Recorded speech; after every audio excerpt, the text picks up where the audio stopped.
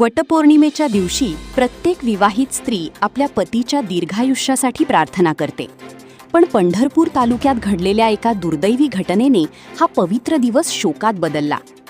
सोलापूर जिल्ह्यातील पंढरपूर तालुक्यातील आंबे गावात विजेच्या धक्क्यामुळे एका दाम्पत्याचा मृत्यू झाल्याची दुःखद घटना समोर आली आहे.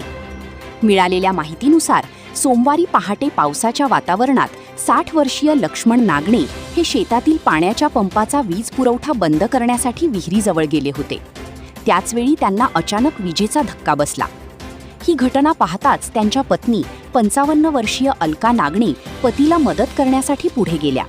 मात्र त्या देखील विजेच्या संपर्कात आल्याने त्यांनाही तीव्र धक्का बसला. या अपघातात दोघांचाही घटनास्थळी मृत्यू झाला अशी माहिती स्थानिकांनी दिली आहे. या घटनेमुळे आंबे गावासह संपूर्ण परिसरात शोकाचे वातावरण निर्माण झाले आहे. वटपौर्णिमेच्या दिवशीच घडलेल्या या दुर्घटनेने अनेकांना हळहळ व्यक्त करायला भाग पाडले आहे. पावसाळ्यात ओलसर वातावरणात विद्युत उपकरणे वापरताना किंवा हाताळताना अत्यंत सावधगिरी बाळगणे आवश्यक आहे.